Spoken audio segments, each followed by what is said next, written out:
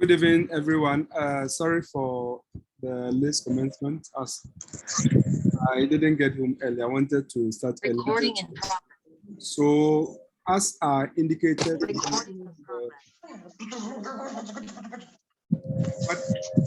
I'm going to do with you is very straightforward and quite short. Is to provide opportunities so that if there are some few rough edges which we need to sweeten before you go to bed and get ready for tomorrow, to be able to work through that together. So that is. So please, I'm not making you, but I invite you to meet yourself. So if you can meet yourself, let me meet all of you so that if you want to speak, then you'll meet yourself. Yeah. So far, a lot has been done in terms of substantive revision. So before I allow you to come in, just to remind you that you need to get reasonable amount of rest. So I will suggest that if you don't mind, latest by midnight, to go to bed. And then you can do your alarm and probably get up by 5 or 5:30 or 6, so that you get ready, and then you can do a few things before you go and do the exam.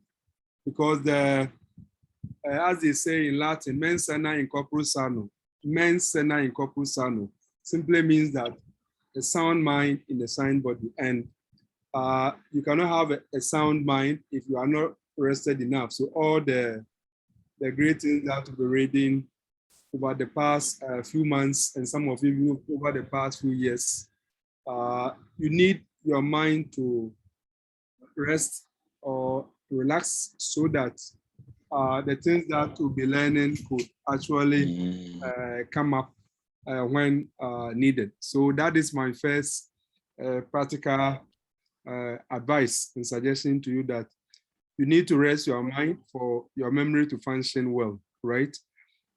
If you don't sleep and your mind is stressed, your memory will also be stressed, and so that recalling stuff that you know will be difficult. So please, as I said, if you not sleep early at all, make sure that latest by midnight you go to bed. So that's the first one. And secondly, you have to make sure that things which are needed, right? We serve as examiners and invigilators all along, so we notice this, and that is why it appears simple, but it's still worth reminding you. So what we are reminding you is that before you go to bed, make sure that the basic things that you need in the examination hall tomorrow, your blue pen, right? Better to have at least 2 blue pens, and then your pencil. I think it's the HB that they're using, if I'm not mistaken. And then your sharpener. Make sure that you have them there, right? And if you're someone who likes a ruler too, you have it there.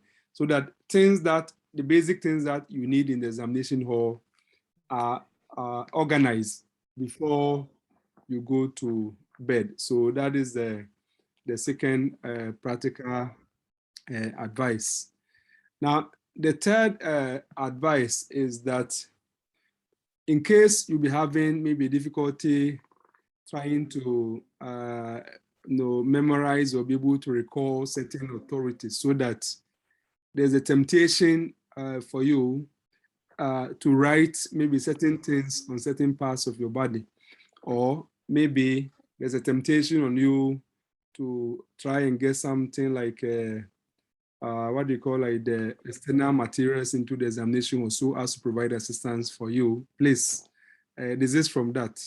Assuming you had made any such intention, quickly get it out of your mind. It's not necessary, okay? Please don't do that because it's quite apart from the fact that when you are caught, you definitely be disqualified. It's also embarrassing, and for all you know, it may spread the whole country that Mr. A or Madam B actually engage in examination or practice. So I don't want that to happen to any of you, okay? Good. Then the other advice that I will give also has to do with like your learning itself. So if you like, after this session, right, just close your books, just close your laptop, your phone. I want you to do maybe just 45 minutes to 1 hour, a very simple exercise before you go to bed. And that will have to be, you sit down on your own, take rough sheets, right? Switch your, close your laptop, put your phones away, switch off your television, just be by yourself. And start from Ghana legal system, okay?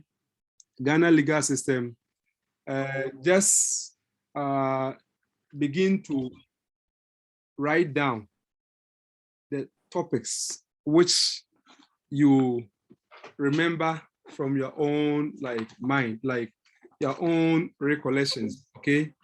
Now the purpose for, well, there's no sound. Oh, so have I been speaking to, please, can you confirm if you are hearing me? Because I've done a lot of talking, so if you are not hearing me, it will be very painful. So we can hear you. We can hear you. I'm hearing you. Okay, all right, thank you. It's clear. All right.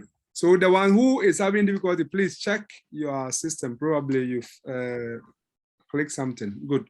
Yeah, so I was suggesting that if I were you, there's one practical exercise I would like you to do. Some form of like meditation plus recollection. And it is this, you get some exercise book or plain sheets just by yourself. Start from, you are going to walk through all the 6 subjects on your own. So you start from Ghana legal system. Just try to, it's okay, Ghana legal system, areas that you have learned, just write the topics, right? Let's say that if it's sources of law in terms of what do I readily remember? I'm not asking you to write anything prose, like to write a lengthy thing. No, that is not the point. I want you to think in terms of like outline, right?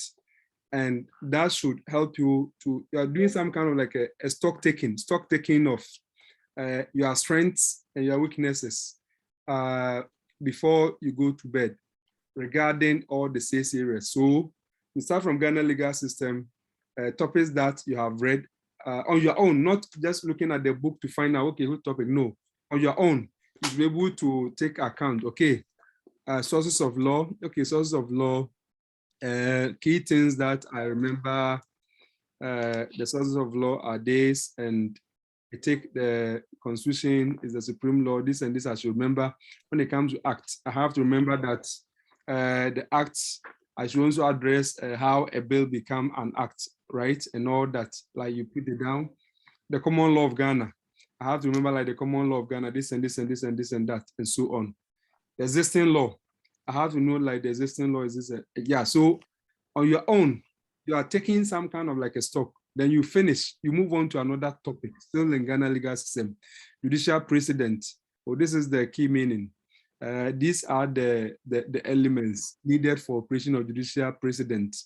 You need to have like a court structure or court hierarchy, and then you need to have a law reporting system. And for the precedent itself, you must always have the what do you call it, the material facts, and then the principle based upon that material fact, which you consider like the ratio decidendi, that will serve like a binding precedent in like, no, that kind of thing. You walk yourself through all the topics, as many as you can recall. Now, when you finish, like as many as you can do, you just give yourself like 1 hour. So the subjects are 6, right? So the 1 hour, you have 60 minutes in 1 hour. So each subject, you're going to give 20 minutes to do this kind of exercise, to do the stock taking. Now, when you finish, let's say, Ghana legal system, even when you're doing, you can even use a timer, you can time yourself. So that as soon as 20 minutes, you stop that subject, you move on to another subject. Now, when you finish with, let's say, the one particular subject, just move on. Now, move on. Maybe some things may come to your mind and you are still not sure, right? You are still not sure. Quickly write and circle them. You move on to another subject. You go to constitutional law. You do the same thing. Constitutional law. What are like the key stuff that I have learned or that needs to be known as far as constitutional law is concerned? Then you do the same thing, right?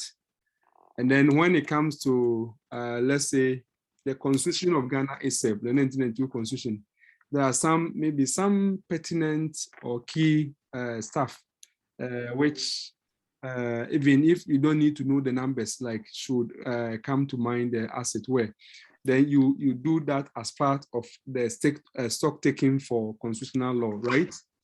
Now, when you are done with constitutional law, some areas might have probably escaped you, or you may not feel too comfortable as to whether you really know those particular areas. You just flag them. Now, you move on to another subject, law of contract, right? Law of contract, you have 20 minutes to do stock taking. You take the key things, the kind of the key principles, some of the common case law, right? Just as you state the key principles, then you put like the case law, like against them and things like that. Then you are done with contracts. Now, as you finish contract, maybe one or two areas may be somewhat rough to you in the sense that you're not sure you know or you understand it properly, despite the fact that you'll be learning, you have like a few hours to the exam. That is fine, no problem. You've circled that. Now you go on to law of thought. Law of thought, you do the same exercise. And then when you finish, so maybe there's some areas that may not be very strong as far as you are concerned, you circle them. You repeat it for criminal law, and then land law or law of immovable property. Okay, so when you go through this 1 hour exercise, which I have suggested to you effectively before you go to bed, because this class is going to be short so that I can have time to do that before you go to bed, it will become clear to you one or two areas which when you wake up from bed, right, you may need to spend maybe some 30 minutes or 45 minutes trying to quickly look up those stuff before you go to the exam. So that is very important. And if you did what I suggested, as you go to bed too, your subconscious, your brain will also be processing what you did. It's another strategy of learning. You've done learning for so many years, so we can share some of the tricks with you. Your mind will also be processing some of those stuff. So it is a very useful thing to do, okay? So those are like the practical stuff concerning how you can do a quick stock taking of where you are strong and where you are weak, so that if you need to spend a little bit of time, either tomorrow when you wake up to look at those areas, then you do that, okay? So these are the basic I advise. And just repeat myself in terms of answering the question. The problem-based question, please, is Iraq. Problem-based question, Iraq. Introduction, you have to identify the area, raise all the issues which can be raised. Now, when you are done, you take one issue, or sometimes one or two issues may be so linked that they can be addressed together. You take them, you make them like a subtopic or a heading. Underneath, you state the principles of law, the rules of law relevant to that issue. And as I said, as you state the principles, you must also indicate the authority which support those principles. So be it a statutory provision, or maybe let's start from assuming, be it a constitutional provision or other statutory provision or case law, right? You have to cite them. When you are done with that issue, you now do the application, the analysis and application. In other words, you show how the principle that you have cited are either satisfied or not satisfied regarding the particular facts of the problem that we have in relation to the issue that we're dealing with. Now, that will enable you to resolve that issue. When you finish, you repeat it for the rest of the issues, and then you draw your big conclusion, right? You draw your big conclusion, especially if you've been asked to advise the parties, or if you are asked to write a legal opinion, advice or something. You then have to pull everything together and then state what you think your opinion or the position should be. So that is how you have to remember for the problem-based question, as we have I told you before. Now let's come back to the non-problem type essay question. Some of you have requested that how do you write legal opinion? Okay, how to write that you have to do from to date and subject. Please, the article on how to write a legal opinion appears that I have to do from to date and oh, you know something, please. I'm sorry I even shared that article with you. It's not meant for laws and LLB students, right? Mind you, you've still not finished your legal education in terms of like the professional side. So there are certain things that at this stage, you have not been taught, and for that matter, it's not expected of you, right? If, for example, the same question that you do is given to me that we should write legal opinion, because I have gone through law school, right? I've done a professional legal education.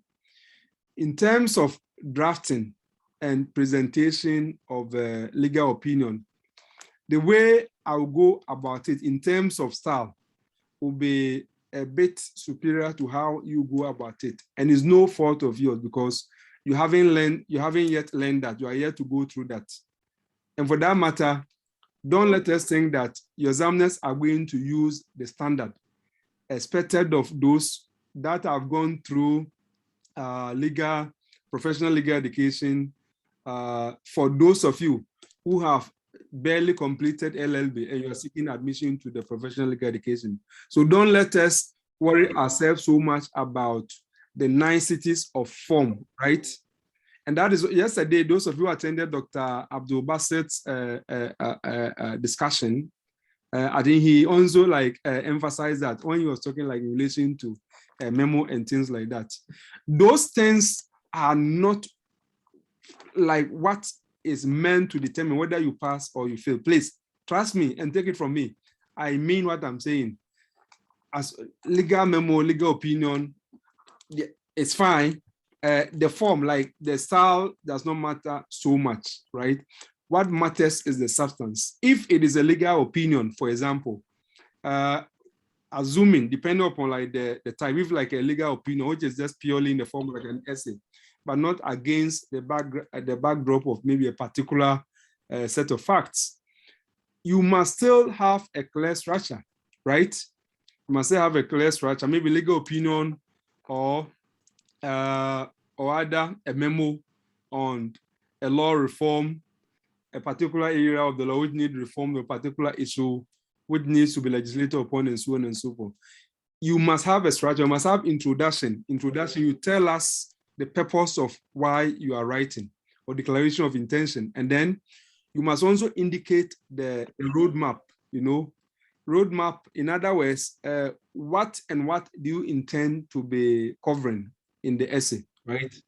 All this should be indicated in the introduction. Then when you are done, it may also be helpful if you can use subheadings, right? Subheadings, so that it can help your opinion or the speech or the presentation that you are doing, for example, to stand out. That will also not be out of place. If you can maybe do some sub themes, right? Sub themes as a subheading, that is also fine. So the takeaway so far is that don't be so fixated, don't be worried, please, about write legal memo, write legal opinion. No. What is important is that if it is purely an essay type of question, as we've indicated over and over again, you must have coherent structure, right? You must have introduction, you must have like the body, the conclusion. If, on the other hand, it is against the backdrop of maybe a certain scenario, then you have to use the hierarchy, despite the fact that you are told to write the legal opinion, because the legal opinion in real life, you have to identify issues, right? The area of law, identify issues, then you take them and then you treat them like how we do the normal program-based type question. Before you pull everything together, and then your conclusions, you'll be stating what your final legal opinion is on that particular matter. So please don't be worried about the form. Then somebody is also asking, how can we, is it advice? How to give advice? Okay.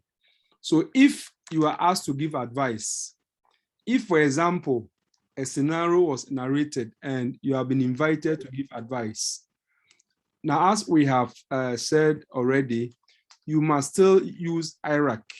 You must have introduction in which you tell us the area of law, the issues that arise, and then having done that, you take the issues one after the other, and then under each of them, you tell us the law, that is the principle and the corresponding authority. Then you do the analysis and application, right? When you are done all the issues, you will notice that after each issue, you have answered that issue one way or the other. So that when you come to the advice simply means that if you usually have two parties, or you have two sides of a matter, a person who is making a claim, or who may want to make a claim, let's put it that way, as that person got like a course of action. Course of action means that is there significant factual situation for which the law will provide a remedy? And that question can be answered after you have done your proper application of the IRAC.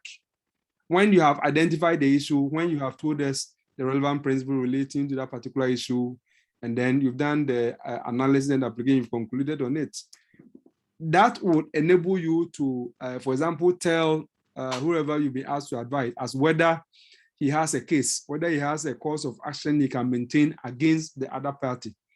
And of course, he may also have to look at the other side. If he even has a course of action, can the other party also have some significant defense, which may mean that the course of action that you have may not result in you getting like a favorable outcome, because there's probably a very formidable defense which may be canvassed by the other party against whom you have like the course of action. Okay, so that is how you go about like the advice. Okay, so let me see. Yeah, I think any other thing,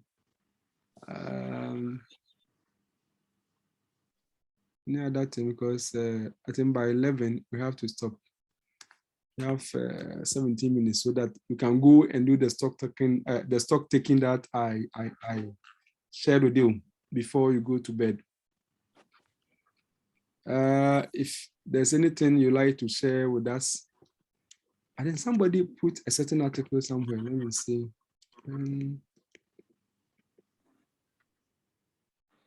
Which article in the Constitution give basis for election petition? Okay, I mean, Saint Mugai has, I think, answered, right? Article 63, clause 3.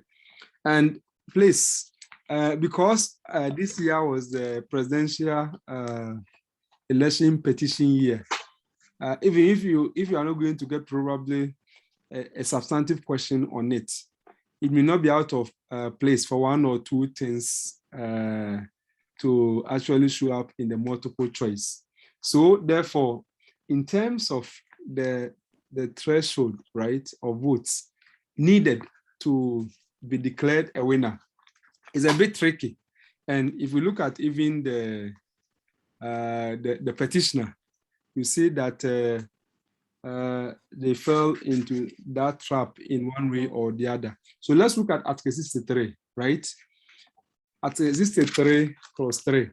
A person shall not be elected as president of Ghana unless at the presidential election, the number of votes cast in his favor is more than 50% of the total number of valid votes cast at the election. So please pay attention to the wording.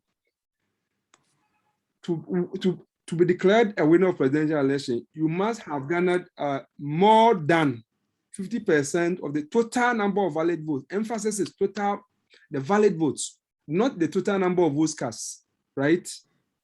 Not the total number of votes cast, but the total number of votes of valid votes cast. So let's pay attention to that. Okay. Yes, come on, 12. Yes, I think you can unmute yourself. That's how I've done it. You can unmute yourself. When you finish, you mute yourself again. So the person who hand is up, you can mute yourself and then talk. But just make sure that at every point in time, it is only my mic and whoever is talking's mic is on. Then the rest you can put your mic off. Okay. Yeah. Come on, 12. You can talk. You can just mute yourself and talk. Techno, come on, 12. Guest. Hello, sir. Yes. Yes, go ahead. Good evening, sir. Good evening.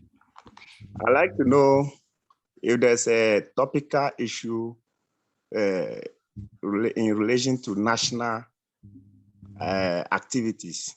Say it's a gray area, and then we are asked about to write. These are areas that there are no principled or solutions that we have known for now.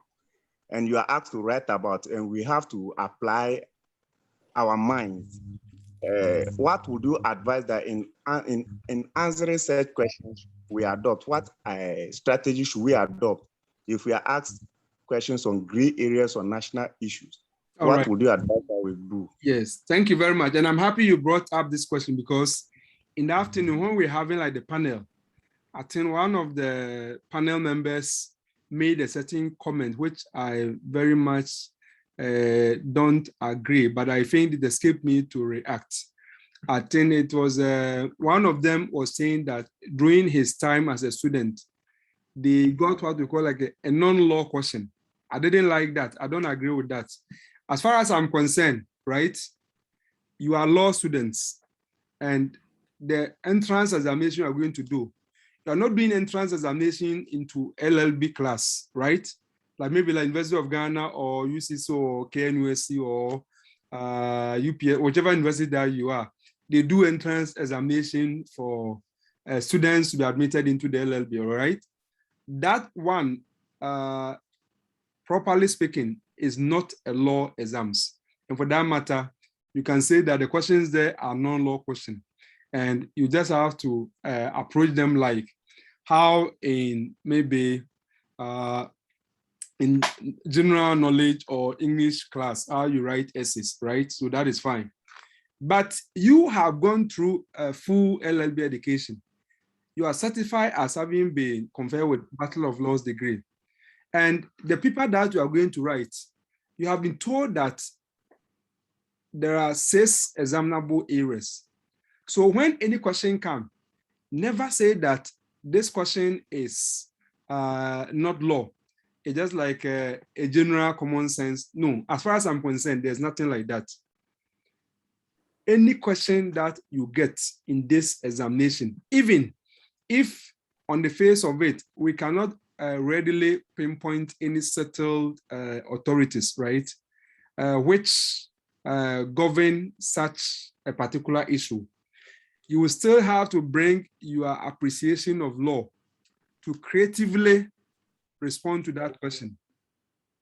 To create, like for example, I think the person mentioned corruption. Corruption is, you bring your legal thinking on it, right?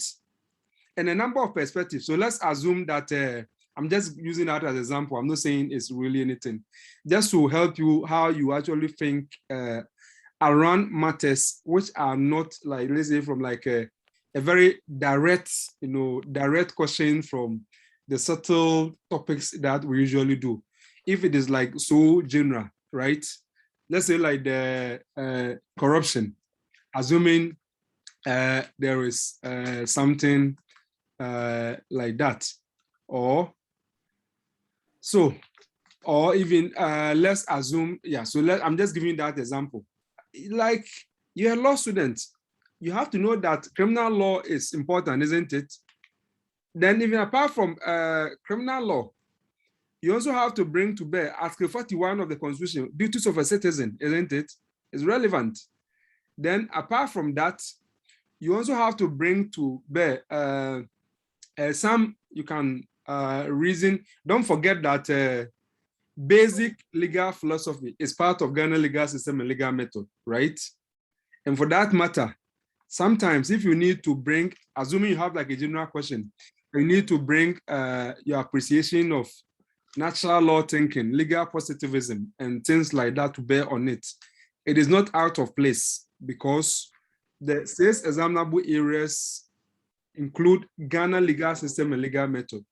And we know that in Ghana legal system and legal method, we have what we call like the basic introduction to legal philosophy or jurisprudence, as it were. And so you are introduced to that as well. So assuming you have like a general question, you may also need to bring to bear some of this thinking. So that is one thing that you should keep in mind. Okay, so okay, let's take phrase quest. Phrase quest. Your hand is up. You can talk now. Phrase, just yeah, go ahead. Yes, sir.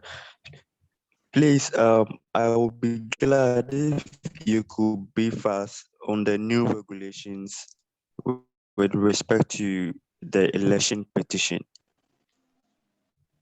New regulation. Like quite frankly, you have to note that there are 2 things, right, at stake. Oh, We have civil procedure. This type of exams you are doing, we don't expect you to be tested on civil procedure. Like I'm talking about like the advanced form of civil procedure.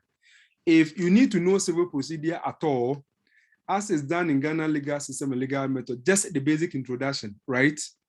Who are parties to civil procedure? What type of cases are civil litigation about? How do you start civil litigation? Rate of summons, statement of claim, statement of defense, reply, application for directions and things like that. These are the basic things, and then the basic idea of how to enforce a judgment. But these are just introductory. Now, with respect to the presidential petition, there have been some amendments to the Supreme Court rules concerning how you go about it. You haven't done civil procedure yet, and for that matter, we don't have to worry our head about that. And I can bet you nobody is going to ask you a question on that because you are yet to go to the law school and learn civil procedure properly, so-called. Okay. So it is the general constitutional law aspect, the substantive law aspect, which is important, but like the nuances of like the procedure. For example, the decision by the respondents when they made election not to adduce evidence. This is purely a civil procedure matter, and I don't think, in my view, I don't think that your examiners would like to waste the precious time and space that they have to examine you on things which, in all honesty, you are yet to be taught when you go to the law school. Okay? Okay, sir. Very well.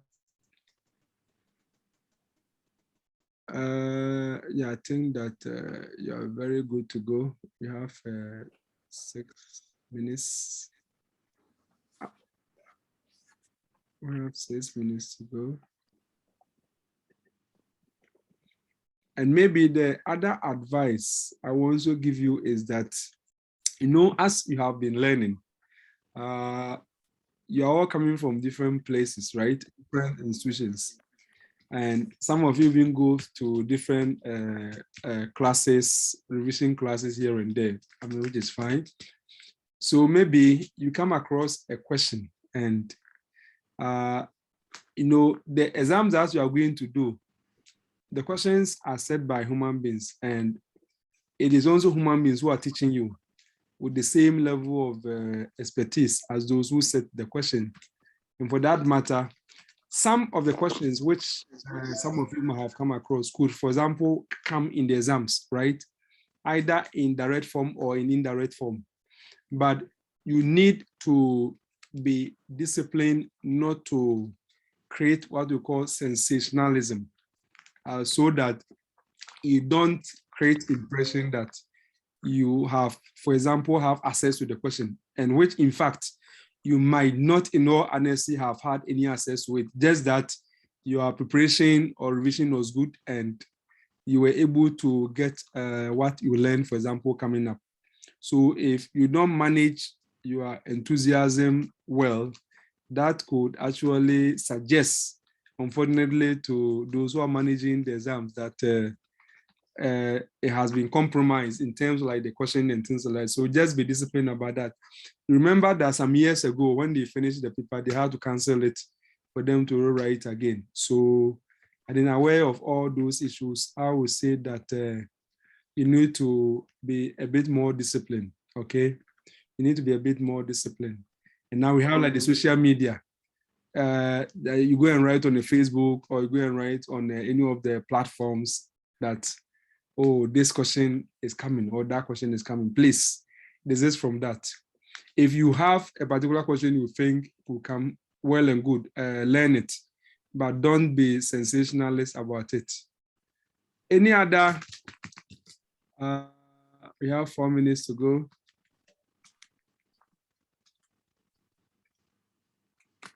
So just a little brush up on how to write memos.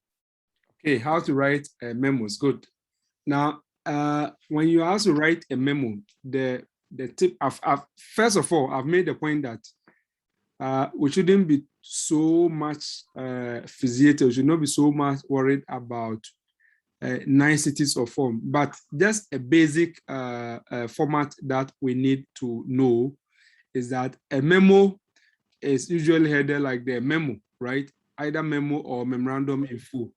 And then underneath it, you write from. That is the author. So from, but because in the examination, we do not want you to disclose your name because part of the rules, you want it to be very anonymous. So you don't, from the author, you don't have to write like your name, right? If, for example, you were asked to write the memo as an intern or to write the memo as a research assistant or whatever. So when you say like from colon, instead of putting your name there, you can just say from colon, like the law intern, right? And then who is it addressed to? To maybe like if you asked to send a memo to your lawyer you're doing internship under in the chambers, okay?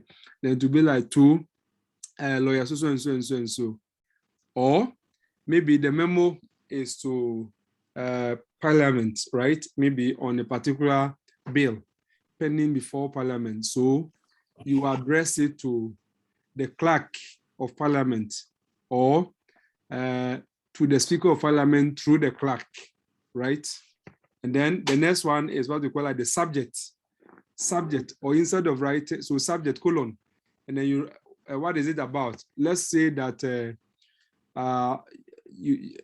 your memo is about a pending LGBTI, let's say, promotion of proper sexual behavior, rights, and so on and so forth.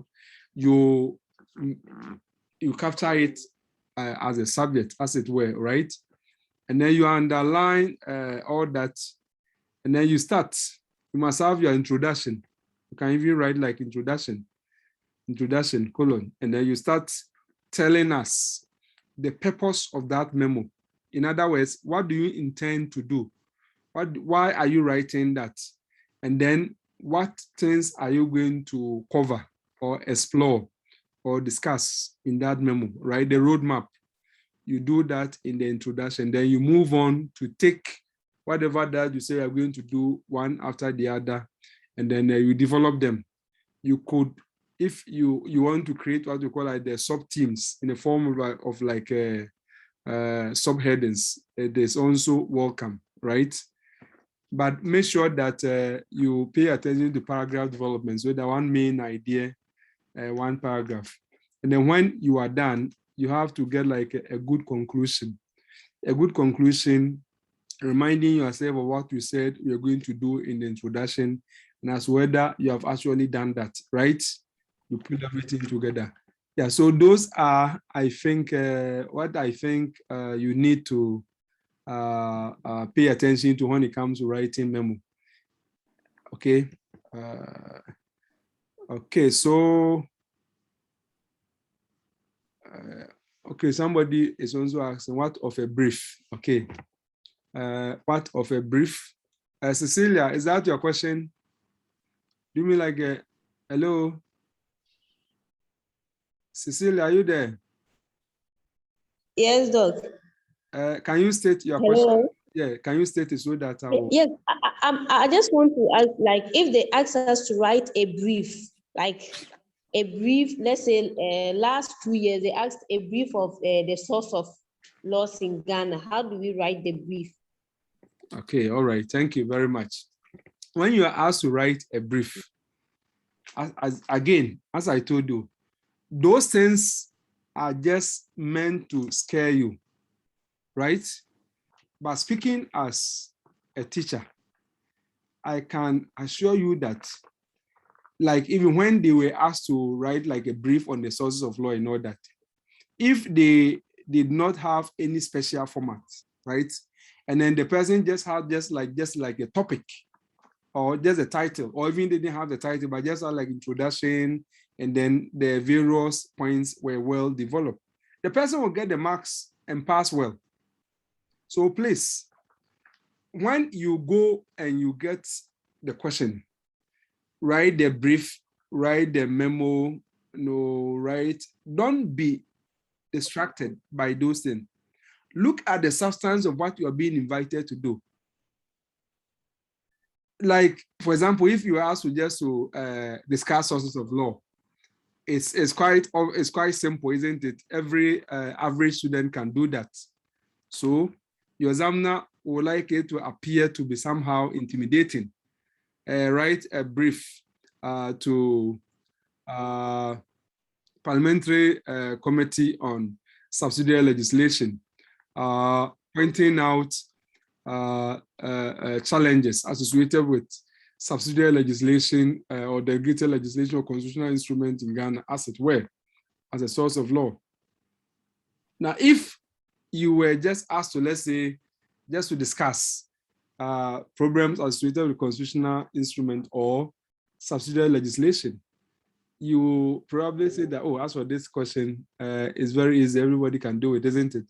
But if we say that you should write a brief or write this, then it will keep you thinking, and you stop doing what you know to do. So please, don't be distracted by those things at all. I can tell you, don't be distracted by them. We know very, I mean, your examiners know very well that you haven't done drafting, right? You haven't done civil procedure, you haven't even done advocacy. You haven't done advocacy. So some of these things, even when they're introducing the question, they are not really meant to expect some rigorous attainment in terms of those form or stylistics from you. Otherwise, you are going to be penalized. No, it's not really like that, in my view. Okay, we've gone past our 11. So therefore, all that I will say is that we'll be working very hard all these years. Those of you who have written the exams more than once, all the things that we're talking about, you've learned them over and over again. And I am very confident that the knowledge is there. Those of you who have just finished school and you are now going to have your first experience, you have like the knowledge and all that. So all that, our advice is that for manage your time well, okay? Manage your time well. What is the total duration like for the paper? 2 hours. 2 hours. 2 hours, good. Do they collect the first part or they don't? No. Okay, good. So if they don't collect, my advice to you would be that when you go, first, look at the written component, okay? Look at the written component, and of course you are not supposed to choose, you are supposed to do all. So there's nothing like choose this or do that, as you are supposed to do all, isn't it? Or do you have a choice? No, no choice. Oh, there's no choice. Okay, good. So when you go to the written component and make sure that you read it, you get your ideas, right? Do what you call like the answer plan against each of the two questions. Get all your ideas written down, and then you do that for the other question as well. Now, when you are done with that, you can decide to leave developing those ideas and quickly go back to the multiple choice. So let's say the first one I told you, like trying to put your ideas together against the two written questions. Let's say you can spend 10 minutes, right, to do that, 5 minutes for each of them.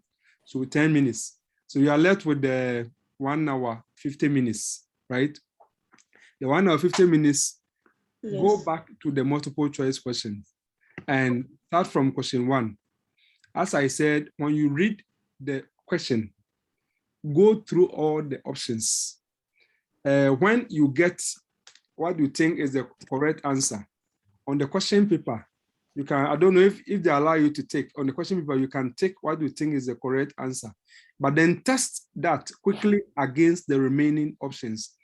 Now, when you have done that and you become very sure that what you take as the correct answer or the question paper is really the correct answer, before you quickly go to the scannable sheet to shade the appropriate letter, okay? Now, when you get stuck with a particular multiple choice question, don't be detained by it. Don't allow it to waste your time. Just skip it, right? Skip it and just indicate something on it to let you know that you haven't answered that, and go on to another one, and then you do it, right? So when you have finished all the multiple choice, and let's say that you were left about 3 or 4 or 5, which were difficult for you or you're not sure, don't worry. Leave that, go back to the essay questions, right? And the written part. You have your points written down already. Go and take, when you go, read through them again. And as you read through them, the points that you wrote down will have fallen properly into right places in your mind. And you begin to become more clearer. And then you'll be in a position to really develop them to write your answer. And then you start developing them, right? You write your answer on the written component. Now, when you are done writing your answer to the 2 questions, you come back to the multiple choice sheet, and the 3 or 4 or 5 questions that you couldn't do or you're not sure of, you spend time to look at them again, okay? So when you do that, I think that it should be fine. And finally, for the written one, when you finish, try and read through. Pay attention to language. Pay attention to language. Pay attention to writing. We're not saying that write artistically, but you have to write legibly so that it can be read, okay? And I've also advised you that, for me, it is helpful if you can write your authorities by underlining them, or you write them in caps so that they stand out and they help your examiners and markers as it were. Somebody is asking how many hours is the paper. I think the paper is 2 hours. I think so, isn't it? It's 2 hours. Yes, yeah. 2 hours. Yeah. Okay, so may the Lord help all of you and give you the ability to recall. The Holy Spirit help you so that you'll be successful. And as a Catholic who believes in intercession of the Virgin Mary, of wisdom to intercede for you, so that all that you've done will be successful to the glory of God. So good luck and all the best, okay? Thank you so much, Doc. God bless you. May the Lord empower you more and more. Amen. We will not disappoint you. We'll make you proud. Please, all of you, do your best. Amen. So much for everything. Yes, absolutely. All the best.